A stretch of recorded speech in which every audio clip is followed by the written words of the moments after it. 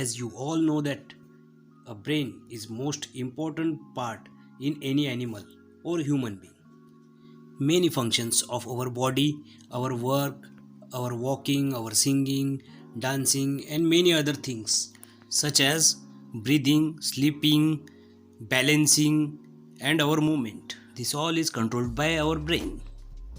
Without brain, no one can survive for a single minute. In this video, we are going to understand the structure and function of human brain. Hello and welcome to all you friends to this YouTube channel. Before proceeding forward, do not forget to press the like button and subscribe to this YouTube channel. So let's begin this video.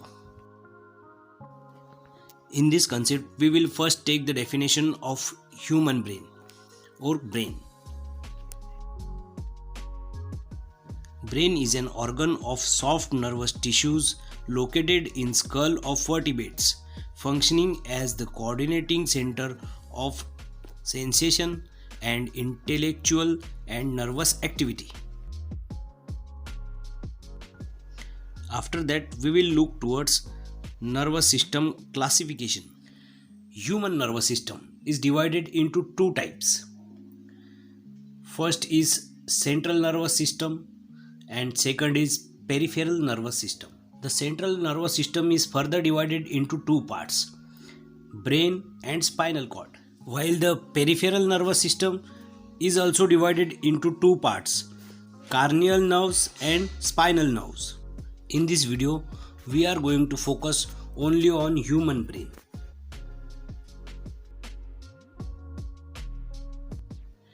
In this concept, first we will take the introduction to the human brain. The brain is one of the largest and most complex organ in human body. It is made up of more than 100 billion nerves that communicates in trillions of connections called synapses.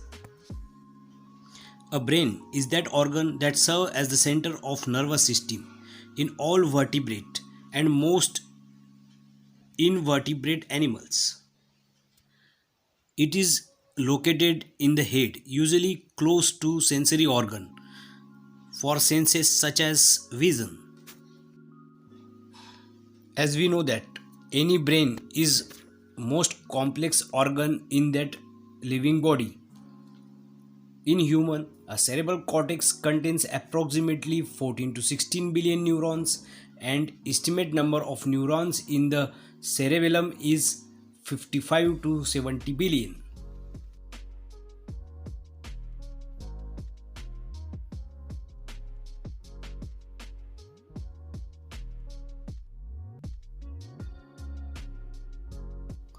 Each neuron is connected to synapses by several thousand other neurons. These neurons typically communicate with one another by means of long fibers called as axons, which carry trains of signal pulses called as action potentials to distant part of the brain or the body targeting specific recipient cells. In this next slide, we will understand the facts about human brain. The first fact is that the adult human brain weighs on average about 1.2 to 1.4 kilogram. Second, the average volume of human brain inside the main is 1260 centimeter cube and that is in women is 1130 centimeter cube. About 75% of the brain is made up of water. This means that dehydration, even in small amounts, can have negative or very bad effect on brain functions.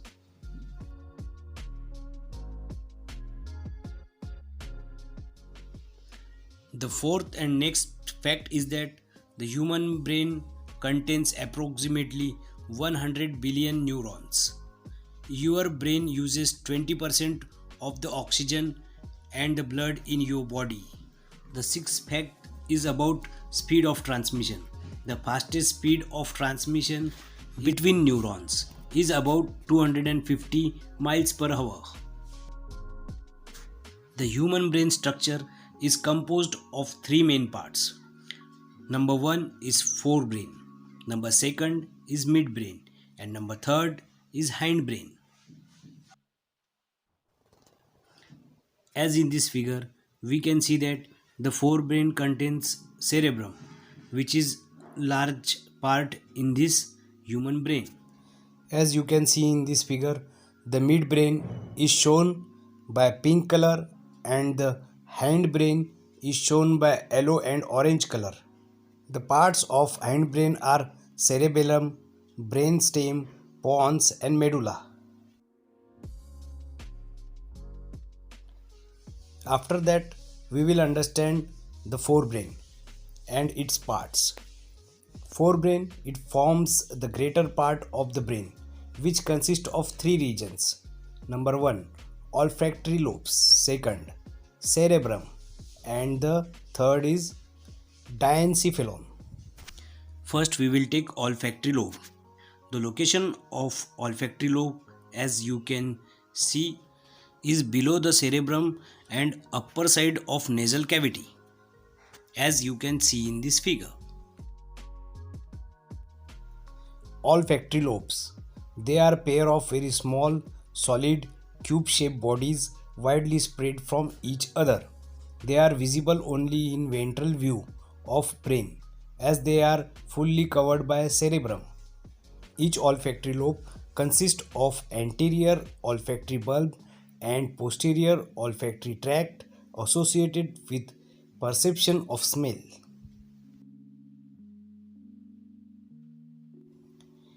In forebrain, the next part is cerebrum. It is the largest part of the brain, occupying about 80% of the brain. It is dome-shaped part which is divided into the left and right hemisphere by deep longitudinal cerebral fissure. At their bottom, the hemispheres are connected by a large curved-shaped nerve tract called corpus callosum. The outer surface of cerebrum is made up of gray matter containing many layers of nerve cells called as cerebral cortex. The cerebral cortex is highly convoluted, that is, it have many folds with many elevations and depressions to increase the area of accommodating more neurons. Three deep and wide sulci called fissures divide each hemisphere into four lobes. The cerebrum of human brain contains four lobes: frontal lobe, parietal lobe, occipital lobe, and temporal lobe. First, we will understand the frontal lobe. The frontal lobe lies just beneath the forehead, and this frontal lobe is associated with our brain's ability to reason, to organize, to plan, speak, move, make facial expression, serial tasks, problem solving, control inhibition, spontaneity, initiate and self-regulate behaviors, pay attention, remember and control emotions. I am giving you one task associated with your frontal lobe. Solve this problem. 7 plus 9 minus 5. Take 10 seconds. If you are able to solve this problem in 10 seconds, then your frontal lobe is doing very good and is working very well. After that, next part of our cerebrum is parietal lobe. The parietal lobe is located at the upper rear of our brain and controls our complex behaviors, including senses such as vision, touch, body awareness, and spatial orientation.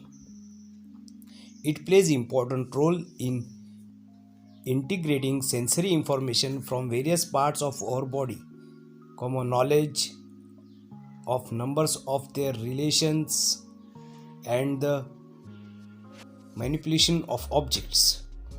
portions are involved with our visuophytal processing, language comprehension, the ability to construct the body posturing, positioning and movement, neglect slash intention, left right differentiation and self awareness, etc.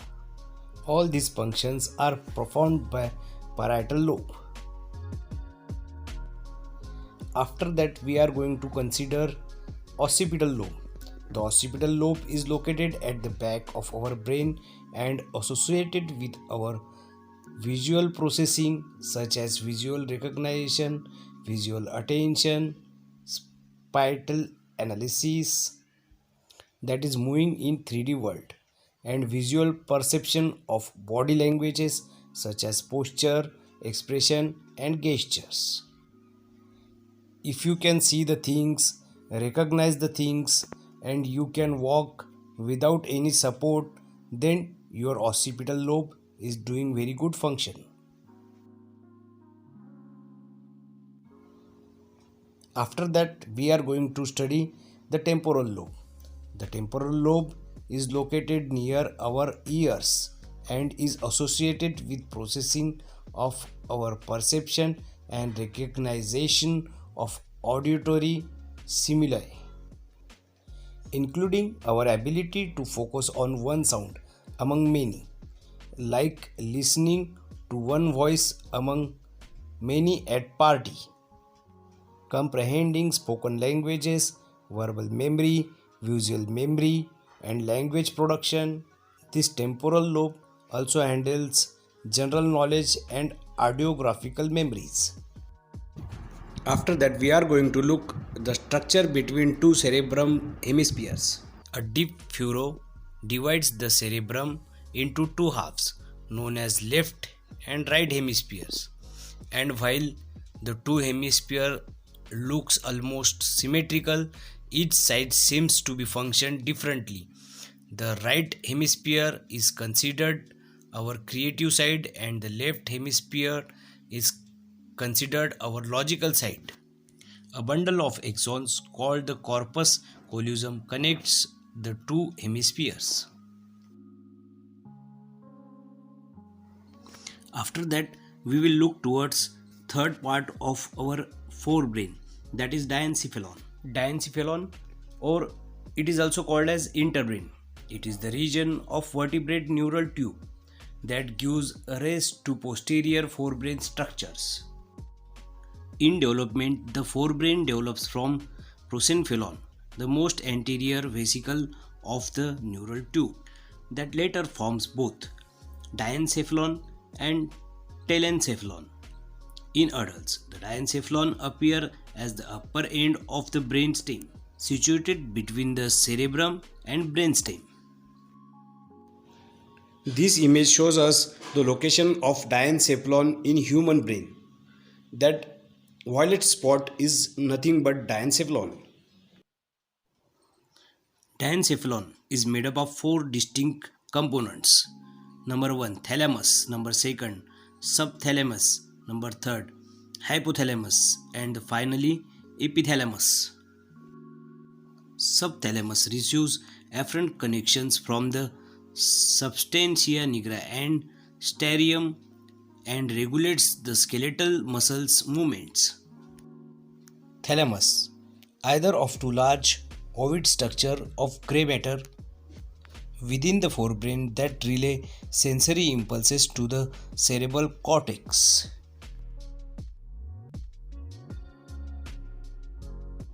After that, we are going to look hypothalamus. Hypothalamus, a region of forebrain located below the thalamus, forming the basal portion of diencephalon and functioning to regulate the body temperature, some metabolic processes and atomic nervous system. After that, epithalamus, the dorsal posterior segment of diencephalon, involved in maintenance of circadian rhythms and regulations of motor pathways and emotions.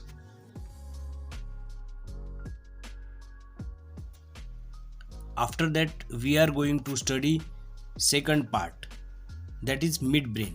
midbrain is vital part in human brain. It is located centrally. As you can see in this figure 2, the orange color portion is representing midbrain. And in figure 3, the yellow structure shown is nothing but the midbrain. The midbrain. The midbrain is located below the cerebral cortex and above the hindbrain, placing it near the center of the brain. It is comprised of the tecum, tegmentum, cerebral aqueduct, cerebral peduncles, and serval nuclei and fasciculi. The primary role of the midbrain is to act as sort of relay station for our visual and auditory systems. The portions of midbrain called the red nucleus and the substantia nigra are involved in control of body movement and contain large number of dopamine producing neurons. The degeneration of neurons in substantia nigra associated with Parkinson's disease. The midbrain is the smallest region of the brain and is located most centrally within the central cavity.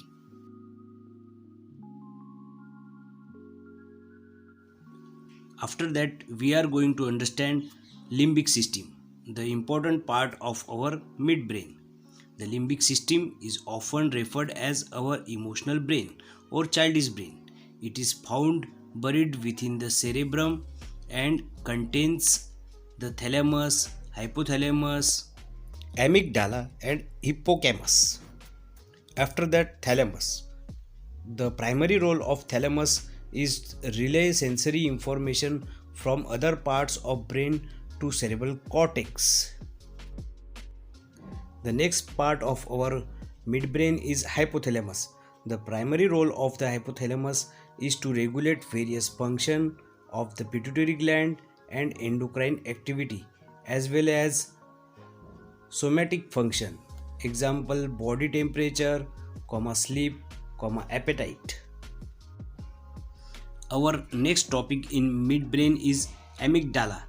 The primary role of amygdala is to be critical processor for senses connected to hippocampus. It plays role in emotionally laden memories and contains huge number of opiate receptor sites that are implicated in rage, fear, and sexual feelings.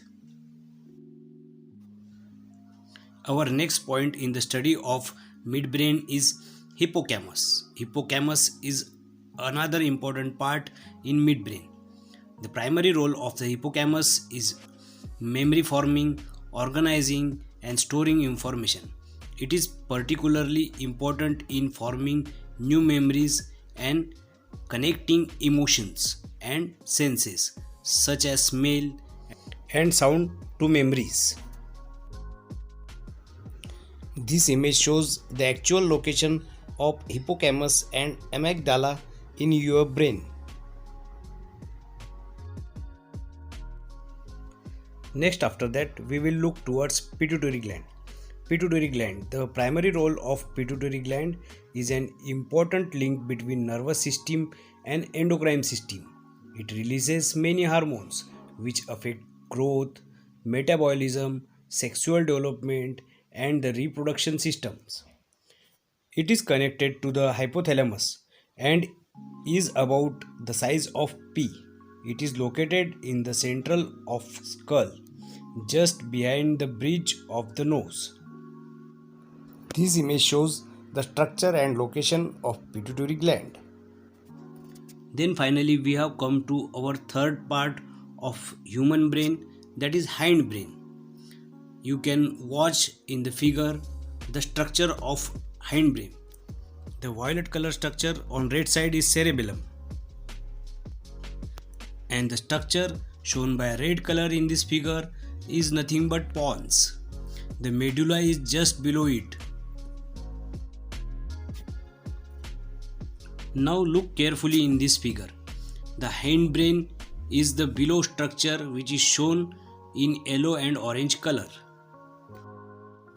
After that, look in this animation. The cerebellum is shown by red color structure and the brain stem is in yellow color. The first part we are going to study in the structure of hindbrain is cerebellum. The cerebellum, or it is called as little brain. It is similar to the cerebrum with its two hemisphere and highly folded surface. This cerebellum is associated with regulation and coordination of movement, posture, balance, and cardiac, respiratory, and vasomotor centers. After that, next point in hindbrain is brain stem.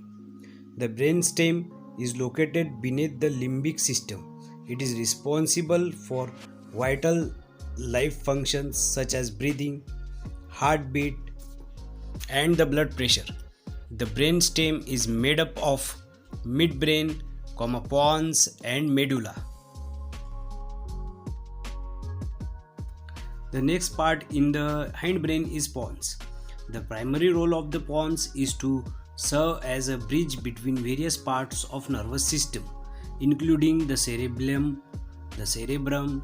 Many important nerves that originate in the pons, such as the trigeminal nerve, responsible for feeling in the face, as well as controlling the muscles that are responsible for biting, chewing, and swallowing.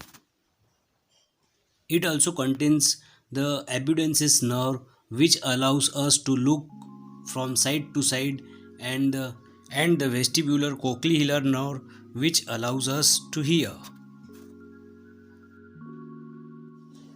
So I can say that if you are hearing the sound from this video and understanding it well, then your pons in the hindbrain is functioning very well.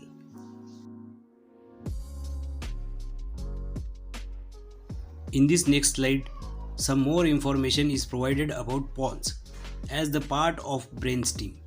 A section of the lower pons simulates and controls the intensity of breathing, while the section of upper pons decreases the depth and frequency of breaths.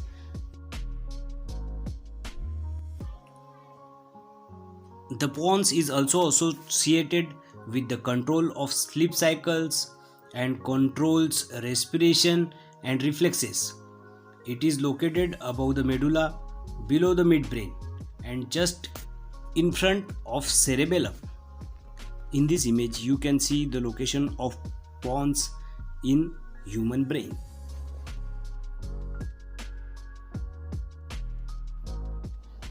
Finally, we are going to look last part of hindbrain, that is medulla. The primary role of medulla is regulating our involuntary life sustaining functions such as breathing, swallowing, and heart rate. As the part of brainstem, it also helps transfer neural messages to and from the brain and spinal cord. Medulla is located at the junction of spinal cord and human brain. So that's all in this video. Thank you friends for watching this video until the end. So we will meet in next video.